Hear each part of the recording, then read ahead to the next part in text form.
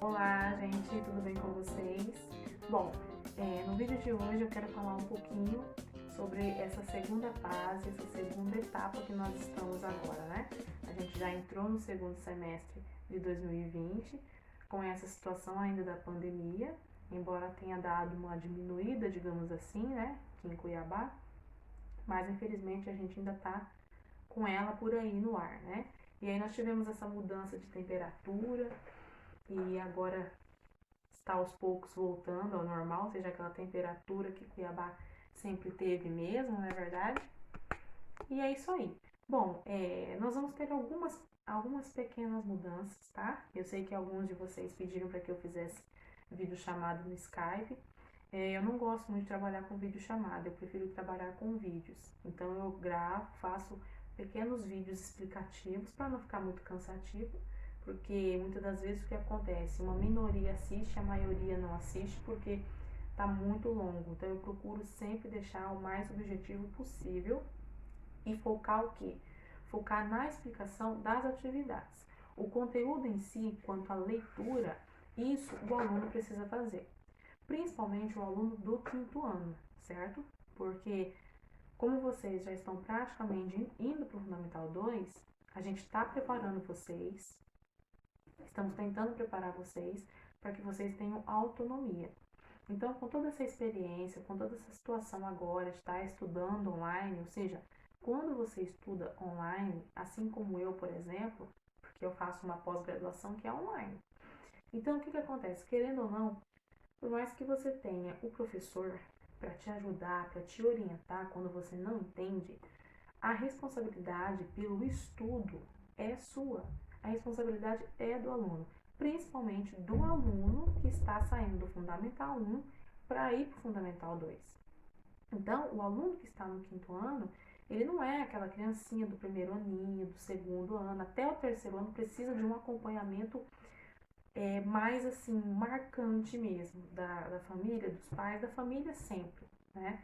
Mas da escola, do professor, esse acompanhamento ele é maior, porque até o terceiro ano do Fundamental 1, a criança é uma criança de fato, que ainda está no processo de alfabetização, ou seja, ela ainda está aprendendo a ler, ela ainda está aprendendo a interpretar certos problemas, certas atividades, não só em matemática, mas todas as disciplinas, quando você faz uma avaliação ou quando você faz um trabalho, uma pesquisa, você precisa saber interpretar, você precisa saber entender a proposta daquele trabalho. E muitas das vezes, o que acontece? Sai do terceiro ano, vai para o quarto, quando chega no quinto ano, os alunos, alguns, ainda têm aquela mentalidade de que tá lá no primeiro ano, no segundo aninho, quando a professora ainda ficava ali em cima o tempo todo, né? Para tentar ajudar e acompanhar esse aluno. Então, eu gostaria que vocês entendessem, principalmente agora nessa etapa que nós estamos, né, no segundo semestre de 2020, agora no terceiro bimestre, é muito decisivo essa questão da participação de todos, no sentido não só de cobrar, porque às vezes a gente, enquanto ser humano, a gente sabe cobrar, mas fazer a parte da gente, muitas das vezes, a gente não faz, ou não quer fazer, ou faz pelas metades.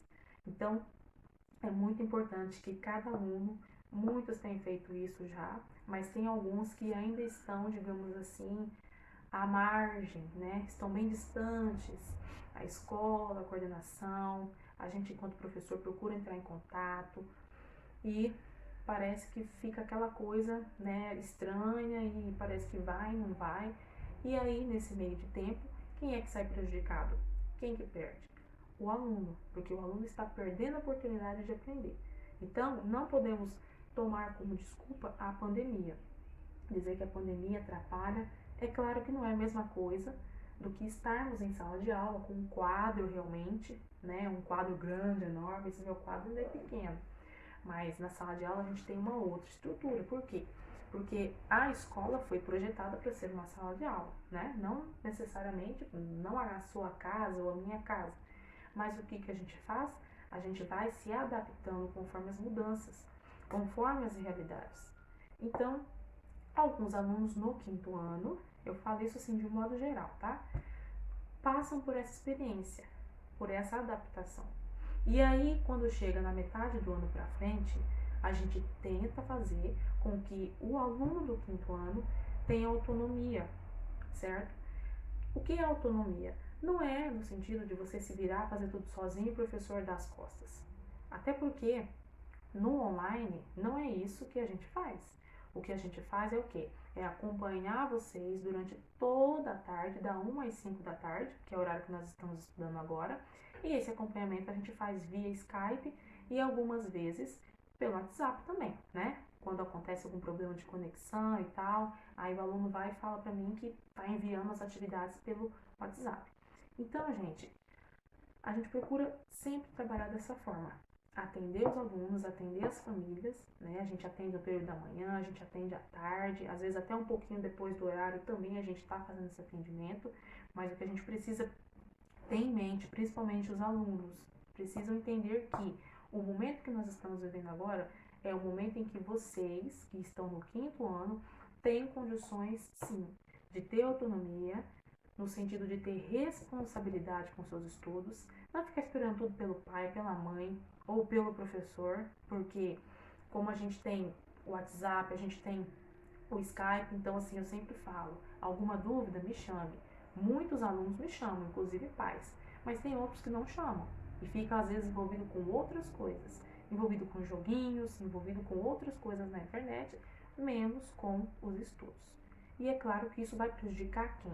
Não vai prejudicar o seu colega, vai prejudicar você mesmo. Então é muito importante que você leia, que você estude o seu material, certo? Por exemplo, pega o capítulo de ciências que está falando sobre a questão do lixo, sobre a questão da propriedade das matérias, o sólido, o líquido, o estado gasoso, todos esses conteúdos que falam sobre o solúvel e o insolúvel. Faça a leitura desse capítulo. E depois, quando você fizer a leitura desse capítulo, desse material, você vai para a resolução das questões. Surgindo a dúvida, a gente explica, a gente esclarece. Então é assim que eu procuro trabalhar e é assim que eu venho fazendo desde março, ou seja, desde quando essa pandemia começou. E graças a Deus tem dado certo. É claro que nunca vai ser 100%, justamente pelo fato de não estarmos na sala de aula, né? E como são muitas matérias, então às vezes até por conta de conexão e tempo, não tem condições de você gravar todos os vídeos sobre todas as matérias. Então eu priorizo sempre aquelas matérias de peso no sentido de dificuldade, que como sempre é matemática e língua portuguesa, tá bom? Olá, quinto ano, tudo bem com vocês? Bom, essa semana então nós vamos falar um pouquinho das páginas 42 a 52 do livro volume 3 de língua portuguesa. Nós vamos dar continuidade no assunto sobre texto injuntivo. Finalizando, na verdade, a página 42, onde a gente fala do texto injuntivo, no material de vocês, nós temos no início da página 42 bem assim: chamamos de texto injuntivo aquele que busca influenciar o comportamento do leitor. Então, é uma forma, é um texto, uma espécie de gênero textual que na página 41 foi apresentado para vocês, mostrando o quê? Mostrando o significado, mostrando a importância de você conhecer os sinais de trânsito. Então, o título do texto vem assim: você também faz o trânsito, ou seja, o texto quer mostrar que você, enquanto pedestre, por exemplo, também faz parte do trânsito. O trânsito ele não é feito só de motoristas, motoqueiros e carreteiros, né? Digamos assim. Não. O trânsito ele é composto por todos aqueles que participam dele, certo? Então, esse texto que nós temos na página 41 busca influenciar o comportamento do leitor, mostrando, por exemplo, que você deve caminhar na faixa, que você pode sim brincar, mas fora da rua, ou seja, na calçada, num local de segurança, né, no caso das crianças, e ficar sempre de olho no quê? No farol. Então, a característica do texto injuntivo vai ser sempre apresentar de uma forma leve, digamos assim, algo para chamar a atenção do público para aquele determinado tipo de assunto. No caso aqui, Está falando sobre o trânsito. O assunto principal aqui é o trânsito, a segurança no trânsito. E mostrar também que todos nós fazemos parte do trânsito. Na página 42, vem algumas atividades sobre esse texto, né, que vocês já haviam feito, algumas pessoas haviam feito na aula passada. E aí no finalzinho da página 42, vem falar sobre coesão, né? E o que seria então a coesão? Aí nós temos algumas atividades da página 43, que vem trazendo já na prática essa questão da coesão textual. Então, a coesão textual é aquilo que se refere à clareza.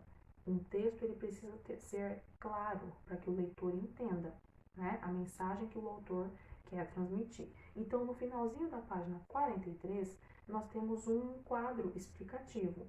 Em um texto coeso, alguns pronomes podem se referir a uma palavra que já apareceu no texto. Aí vem um exemplo. Às vezes acontece de, durante uma caminhada com o pet, o bicho escapar. Fique calmo e não saia correndo atrás dele.